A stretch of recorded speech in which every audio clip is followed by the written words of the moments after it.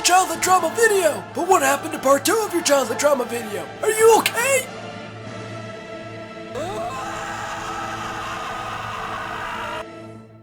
Let me put it to you in as little words as I possibly can. No. I've been working on this video for 2 years. My PC deleted my progress even when I was halfway done with it, and I gave up on it for a bit. Then I plunked my butt down in a chair a few times spanned out in different months of this year. Then I got it done just in time for Halloween, and YouTube said one section of the video was borderline copyright infringement and blocked my video. I proceeded to re-edit and re-upload it, and it was still blocked. Then attempt number 3 came around, and it still wasn't good enough for them because I managed to get past the content ID for the previous section, and they still made a big deal about another section entirely. Then I tried making a post about what happened and I got kicked out of my YouTube account. Here's all of what happened in a new post that I recently made, and you can pause and read that yourself. Long story short, Internet Explorer good, Google Chrome bad. Now this is attempt number 4, and I hope YouTube and the copyright holders, Fox, now owned by Disney, will be pleased and stop blocking my video. Will ruin your life. Fuck you. But thank you for your concern.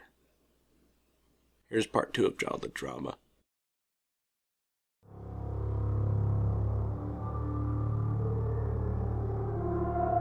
Alright, welcome back to my childhood trauma. This is part 2 of things that have scared the poop out of me as a child, and if you haven't seen part 1, you should probably go check that out before you watch any further in this one. If you don't care, then you do you. Let's get back on track with another Jim Carrey movie that has scared me, The Mask. Now, I know this movie could have been a lot worse if they stuck with a very violent comic book story, and now that I'm an adult, I kinda wish that they did that. But seeing this movie was a lot of fun too. But not without the terror to me as a kid. First, we've got a diver looking for trash in the water and finds the box where the artifact is, and after opening it, a giant pipe breaks free from a chain and crushes him to death. Yep, another scream terrifies me. Then we got the first transformation of Stanley Ipkiss into the Mask. Now again, when I was a kid, this was one of the few scenes I remember seeing as a kid. I guess it was his screaming about a seemingly innocent looking mask sucking onto his face, along with it growing to reach the back of his head and sealing itself shut. As a child, you'd be crying if something like this happened to you. Then an alarm clock pops its way out of his pocket and tries to crush it to death as it screams for its life.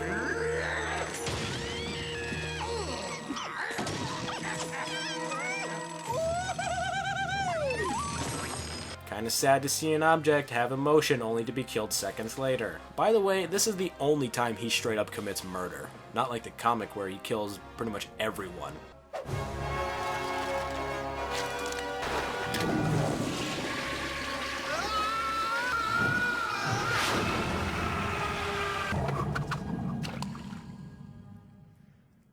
Then we've got...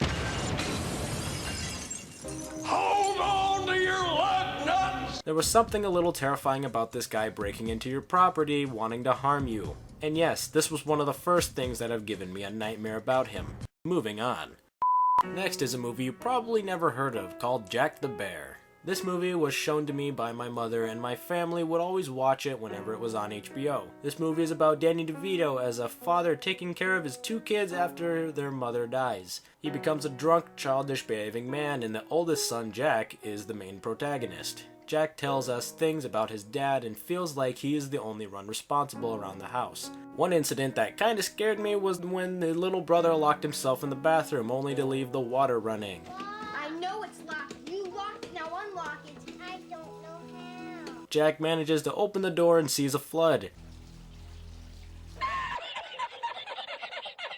As punishment, he takes his little brother to the fenced-off backyard where on the other side there are vicious dogs that want nothing more than to kill you if you're on the other side of the fence.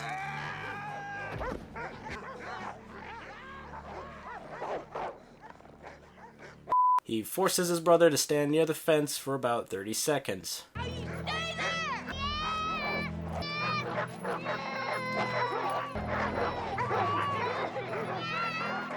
Thank you, Jack. Great idea, Jack. Lieutenant Dan is in this movie and plays Norman, a neo-Nazi who wants a racist cop to run for mayor. He sent one of the neighborhood kids to their house on Halloween in a Nazi uniform. Trick or treat, Jack. Trick or treat, Jack. He later comes back to talk to the dad to tell him to vote for the racist cop. As one white man to another. Danny rejects his offer and later fucking kidnaps the little brother. He's gone. Jack tries to force some info out of the kid that was in the Nazi uniform. Where? There, in the street. My brother doesn't go in the street. My brother is my responsibility. Now where the hell is he? You wanna die? Talk! Talk! Norman took him in a car. Norman's car's right there. Idiot doesn't even have a motor. What car? Another car. A white car. We're supposed to be watching him. He's your brother. Please get off me. Yeah, nice emotion on your face, kid. That really convinces me you want to be left alone. After a while, the police find the little brother and he is traumatized to the point where he doesn't even speak anymore. At one point, Danny tries to fix the little brother's bed and fails at it because he's drunk. God damn it! God damn it! I'm not mad at you, honey. I'm mad at the bed. Don't make him afraid of his own bed, John. Shut up! Dylan, come to Daddy. He gets upset that his kid is traumatized because of Norman and takes a bat over to his parents' house in a drunken rage. Where is he? Where is your son? They're responsible! They raised him! They're guilty! When he gets no info, he proceeds to smash the shit out of Norman's motorless car. The level of chaos he's fueled with and the music really hits home. There's something about the idea of a 4-foot-tall drunken Danny DeVito with a baseball bat that makes you want to not be on the other end of it. Anyway, if you haven't seen this movie, I highly recommend that you do. It's a great movie. Next on my list is another Danny DeVito movie with the worst Batman ever. It's Batman Returns. Now, I like this movie more than the first one, but I really can't see Michael Keaton as Batman. He's basically robotic and emotionless, either as Batman or Bruce Wayne. Anyway, let's get to the scares. Michelle Pfeiffer's Catwoman tantrum really freaked me out as a child. Even to this day, I hate hearing her scream and wreck her entire apartment. The sounds and music really freak me the fuck out, so I won't linger on this movie for too long. Also, this movie is really dark compared to the first one, like the death of Christopher Walken's character and seeing this pleasant image. Great job, Tim Burton. I bet this is why you were fired for making another Batman movie. No company wanted to sell toys after this movie, and you can easily see why. So we move on to the next guy who actually knows how to make a Batman movie, Joel Schumacher, with Batman Forever. Now you might be thinking, KJ, really? You like bat nipples? No, I like a lighthearted Batman, but I also like a dark one. So KJ, if this movie is really lighthearted and marketed for selling toys, what's so scary about it?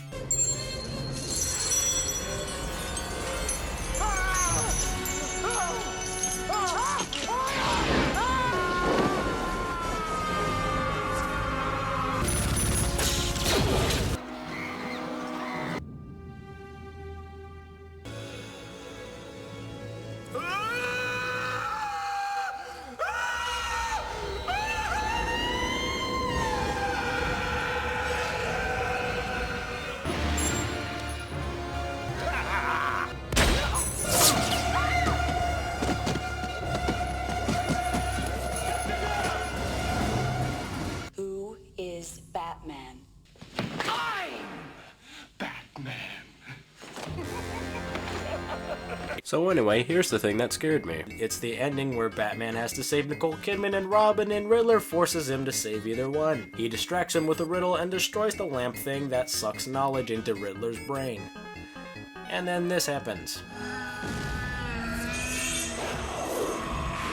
Okay, so you bring a guy from making The Lost Boys to make a lighthearted Batman film to sell toys because the last two movies were too dark because of the way people were treated or died, but this is okay to show to kids?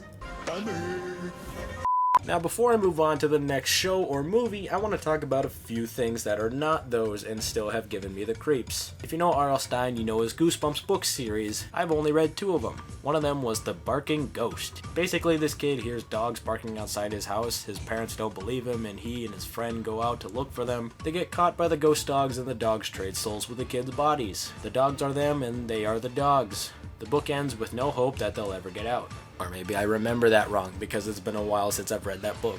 The other book I don't really remember. I know that it had a praying mantis on it, and it was about two kids getting stuck on a roller coaster or something. If you have any idea what I'm talking about, or think I'm having a false memory about the book, please let me know, because I honestly can't remember. Now, these next few books I haven't read, but I remember being creeped out by the cover art. One of them is Night of the Living Dummy. Just the face alone is scary, come on. But Night of the Living Dummy 2 is what horrified me. You could even see the terror on the dolls' faces, for crying out loud. The next one is The Horror at Camp Jelly Jam. Again, the face. Deep Trouble. You have a giant hammerhead shark about to eat a helpless child. The next one is kinda cool because it's basically a choice-based book where you get to choose your own situations and endings. But why? Just why does the cover art have to be so scary? Scary stories to tell in the dark. Never read it, but flipped through the book and the visuals really don't help. Well, that's the basic premise of the book, KJ. Scary stories to tell in the dark. You think I don't know that?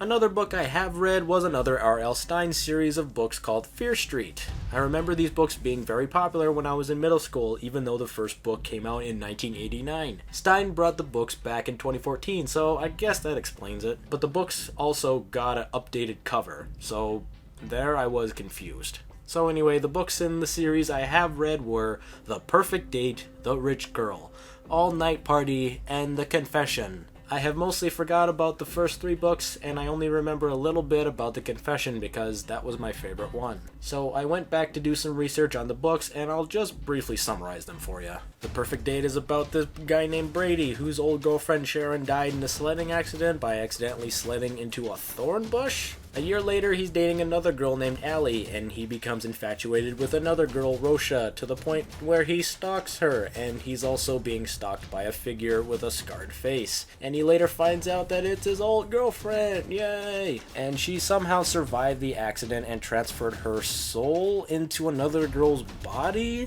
Rosha wants her body back, and Sharon wants to be with Brady again. And they fight and rip each other apart. And she kills him, I guess. Sorry if it sounds stupid. Maybe that's why I forgot it. The Rich Girl is about two girls, Sydney, who's rich, and Emma, who's poor. They work in a movie theater and they find a duffel bag filled with $100,000. They take it and bury it in the woods, and Emma tells Sydney that she doesn't want her to tell anyone, not even her boyfriend, but then she does. Emma and Sydney's boyfriend Jason have hated each other since they met, and Jason wants to kill Emma so he can get his girlfriend to split half the money.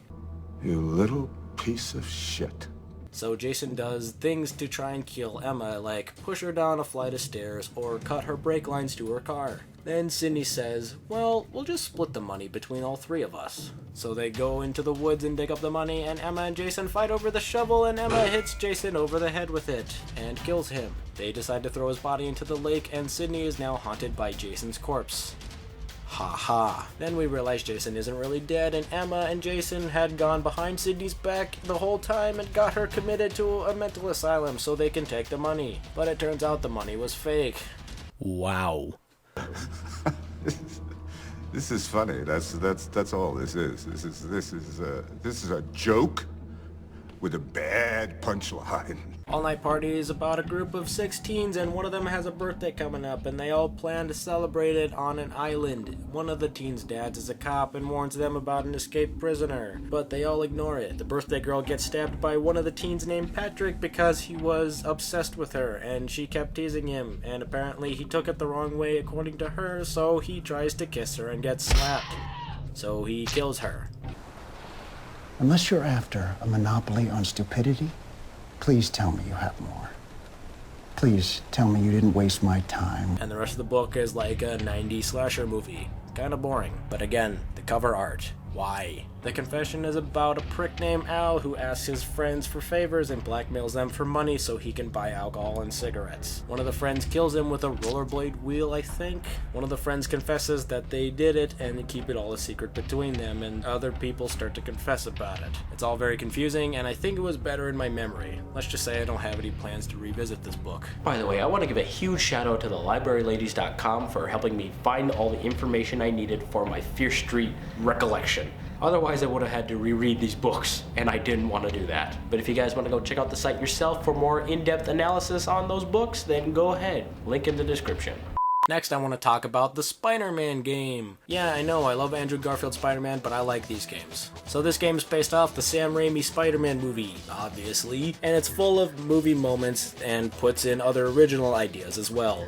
Yet one of those original ideas I didn't tolerate so well as a kid, and even as an adult, I still can't get past the anxiety.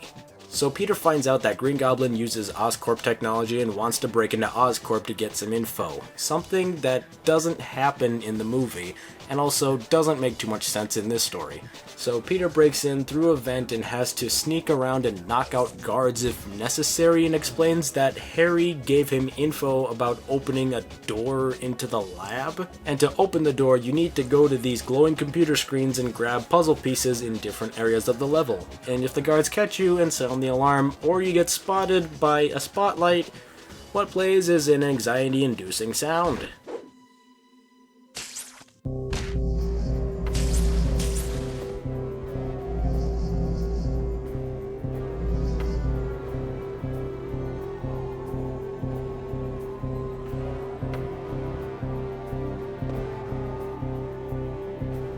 Googles is me name.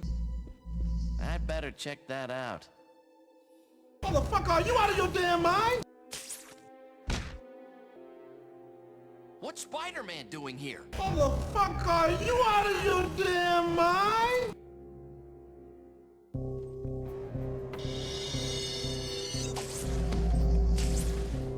Oh yeah, these robots also try to kill you. Very great idea.